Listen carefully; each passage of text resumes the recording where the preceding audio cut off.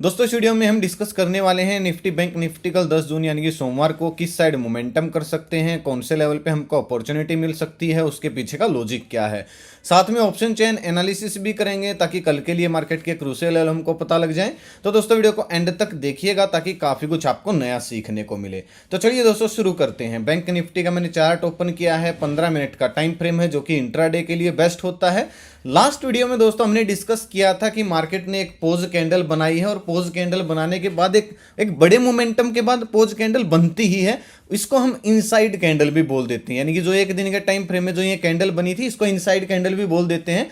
और ये बनने का सबसे अच्छा फायदा ये होता है, जैसा कि मैंने आपको कल की वीडियो लास्ट एनालिसिस की वीडियो में समझाया था कि हमको एनालिसिस इसमें कुछ खास करनी नहीं होती है। पिछले दिन का हाई यानी कि पोज कैंडल का हाई और लो मार्क करना होता है। जिस साइड ब्रेकआउट ब्रेकडाउन आता है हमें उस साइड प्लानिंग करनी होती है और बिल्कुल हमने ऐसा ही किया।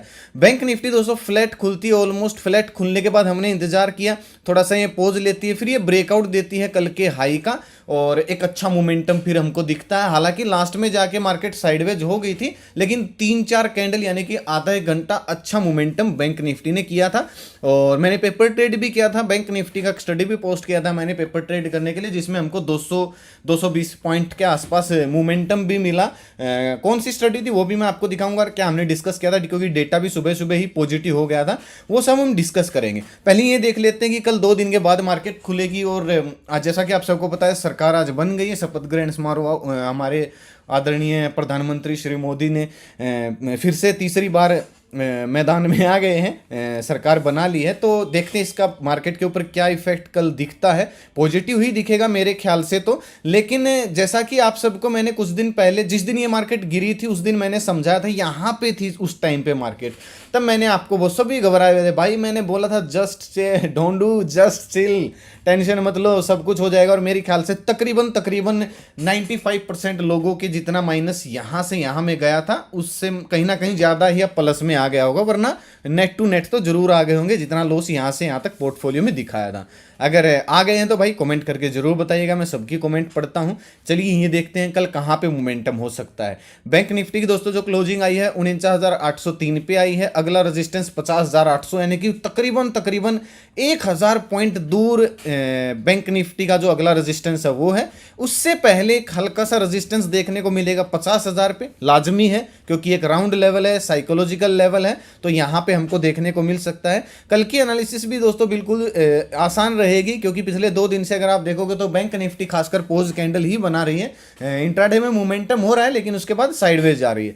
अब जो बैंक निफ्टी ने लास्ट पिछले 2-3 घंटे यानी खासकर दोपहर बाद जो ये साइडवेज एक रेंज बनाई है, बॉक्स बनाया, ये बिल्कुल आसान कर देता है एनालिसिस को अगर बैंक निफ्टी कल फ्लैट खुलती है तो। ठीक है, तो अगर कल बैंक निफ्टी दोस्तों फ्लैट खुलती है 49,800 900 या हल्की फुल्की गैप अप या गैप डाउन खुलती है, तो हम देखिए जो सेफ ट्रेडिंग रहेगी वो रहेगी 50,000 के ऊपर निकल के ऐसा स्विंग बना दे तो 50-60 पॉइंट का मैं स्टॉप लॉस या स्विंग के नीचे स्टॉप लॉस डाल के कम 400-500 बैंक निफ्टी का और मोमेंटम दिख सकता है। मैं 50-60 पॉइंट का स्टॉप लॉस डाल के 1:2 1:3 टारगेट के लिए कॉल साइड जाना पसंद करूंगा। पुट साइड दोस्तों मैं तभी जाऊंगा जब बैंक निफ्टी 49,000 कहीं ना कहीं, देखिए ये वाला आप लेवल मार्क करके रखिएगा, ये स्विंग मार्क मत कीजिएगा, जो ये वाला स्विंग है इसका हाई मार्क करके रखिएगा। एग्जैक्ट लेवल मैं आपको बता देता हूं, एग्जैक्ट लेवल है दोस्तों 49,650 के आसपास का।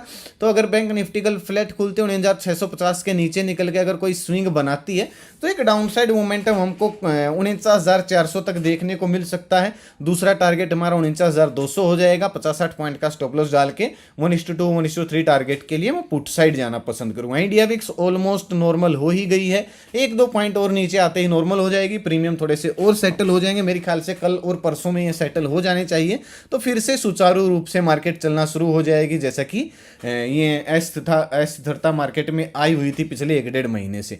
ठीक है, तो एक चीज याद रखना, पुट साइड थोड़ा सा टारगेट कम प्लान करना थोड़ा सा रिस्की रहेगा। ये ऐसा मैं इसलिए बोल रहा हूं क्योंकि बीच में 50 दिन का मूविंग एवरेज है 49,400 पे, दूसरा मूविंग एवरेज है तकरीबन 49,000 के लेवल पे।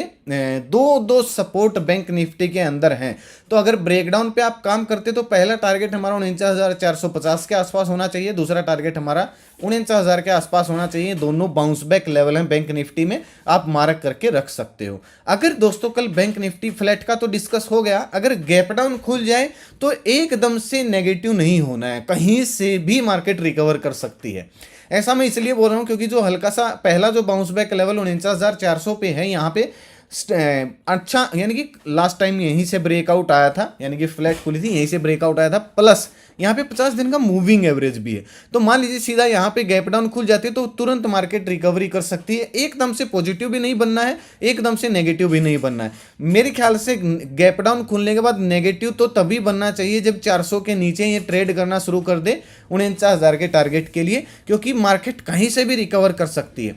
एक तरीका ये है दोस्तों पॉजिटिव बनने का। मान लीजिए गैप डाउन खुली, बुलिश कैंडल बनाई, जब तक ये आज का जो क्लोजिंग प्राइस है इसके ऊपर निकलना नहीं शुरू कर देती तब तक हम बुलिश नहीं बनेंगे। अगर यहां से रिकवर करती है मार्केट गैप डाउन खुल के तो 49,800 के ऊपर निकलने के बाद मैं बुलिश बन जाऊंगा और मेरा टारगेट फिर पहला 200 पॉइंट का 50,000 का हो जाएगा और दूसरा एक स्विंग बनते ही फिर 50,000, 500, 600 ये हो जाएगा।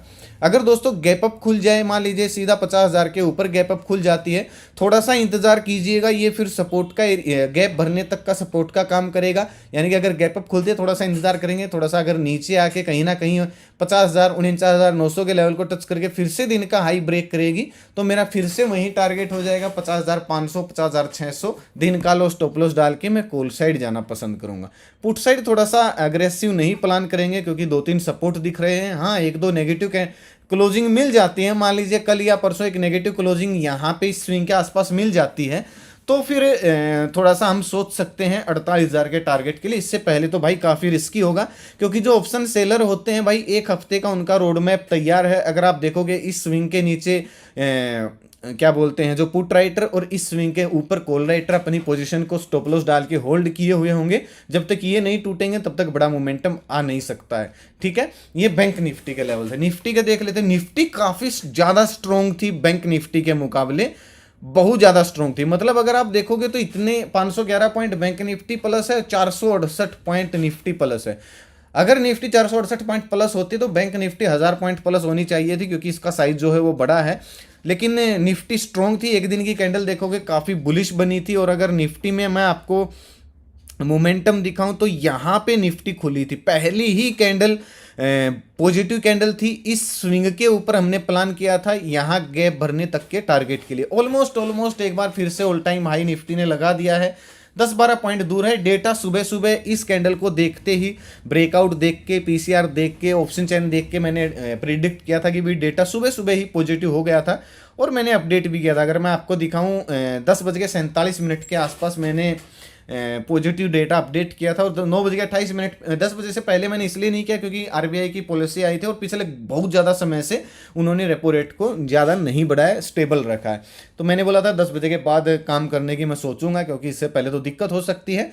फिर डेटा पॉजिटिव था, बैंक निफ्टी और निफ्टी दोनों का डेटा पॉजिटिव था। ये भी लिखा था कि स्विंग बने थे, कल के लो और हाई को मार्क करके रखे, अच्छा एनालिसिस है। फिर मार्केट ने जैसे ही अपर साइड ब्रेकआउट दिया तो मैंने प्लान किया था 49,800 में पेपर ट्रेड करने के लिए। वही लेवल था 400-420 के आसपास, जिसने मेरे ख्याल से 610 के आसपास, 619 के आसपास इसने हाई लगाया था।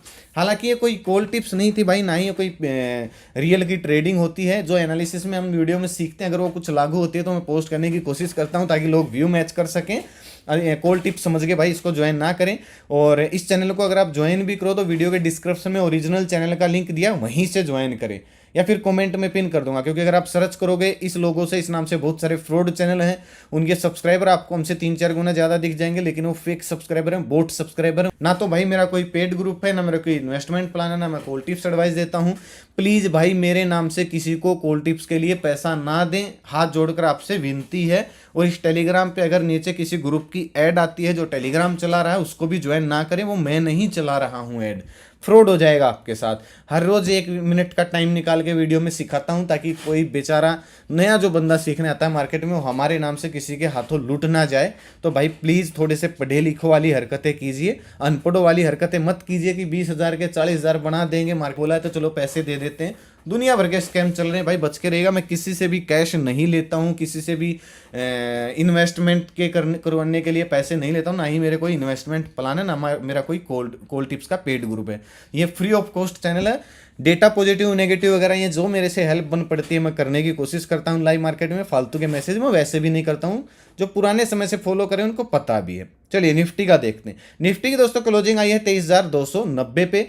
अच्छी बात ये है ऑल टाइम हाई और निफ्टी का जो 23,300 का जो लेवल है वो काफ़ी नज़दीक है, ठीक है। तो अगर निफ्टी फ्लैट खुलती है 23,300 के ऊपर निकलती है तो 23,400 23,500 ये लेवल हमको देखने को मिल सकते हैं। 40-50 पॉइंट 20-30 पॉइंट का स्टॉप लॉस डाल के 1:2 1:3 टारगेट के लिए मैं कॉल साइड जाना पसंद करूंगा। निफ्टी में पुट साइड ट्रेड एक यहां तक बन सकता है 23,000 तक, अगर ये 23,200 के नीचे निकलना शुरू करती है। ऐसा मैं इसलिए बोल रहा हूं क्योंकि निफ्टी में 2 स्विंग बने, पहला स्विंग ये है, दूसरा स्विंग ये है। तो सिंपल सा एनालिसिस है, इस स्विंग के नीचे निकले, मान लीजिए फ्लैट खुले या गैप डाउन खुले, 23,200 के नीचे निकल के अगर एक स्विंग बना देते तो आपको जैसा कि देखेगा हेड एंड शोल्डर 15 मिनट के टाइम फ्रेम में बन जाएगा। और इस ब्रेकडाउन में यानी कि 23,200 या फिर 23,180 के नीचे निकलने के बाद हमको 23,050 का या फिर 23,000 के टारगेट देखने को मिल सकते हैं। 15-20 पॉइंट का स्टॉप लॉस डाल के मैं पुट साइड जाना पसंद करूंगा 1:2 1:3 टारगेट के लिए। गैप अप अगर दोस्तों निफ्टी खुल जाती, देखिए दोनों ही इंडेक्स में अगर बहुत बड़े न्यूज़ की वजह से कि भाई सरकार स्टेबल हो गई है, कोई भी न्यूज़ अगर आपको मिलती है और बड़ा गैप अप या बड़ा गैप डाउन कल मार्केट में खुलता है तो ट्रेड अवॉइड कीजिएगा, क्योंकि बड़े गैप अप बड़े गैप डाउन में अक्सर बड़ी पहली 15 मिनट की कैंडल बहुत ज़्यादा बड़ी बन जाती है, फिर मार्केट उसके रेंज में साइडवेज चली जाती है। थीटा डीके लगेगा, बिना बात के ऑप्शन बाइंग करने का कोई फायदा नहीं है। हाँ, अगर हल्का फुल्का गैप अप खुलती है तो हम इंतजार करेंगे थोड़ा सा नीचे आए, गैप भरे, फिर से अगर ब्रेकआउट दे रही है दिन के हाई का यानी कि पहली 15 मिनट के कैंडल के हाई का अगर ब्रेकआउट दे रही है तो एक अच्छा मोमेंटम हमको वापस से देखने को मिल सकता है, जैसे कि यहाँ पे मिला था। अगर यहाँ पे आप देखोगे पहली बुलिश कैंडल बनी, फिर ब्रेकआउट आया, फिर थोड़ा सा रीटेस्ट आया और इसी रेंज में आके फिर से ब्रेकआउट दे दिया। अगर मैं मार्कर से दिखाऊं, ये पहली 15 मिनट की कैंडल है, नोटिस वाली स्ट्रेटेजी भी अच्छी लग रही थी यहाँ पे और एक स्विंग बनने के बाद हमको अच्छा मोमेंटम भी देखने को मिला। अगर कल भी ऐसा होता है तो हम प्लान कर सकते हैं।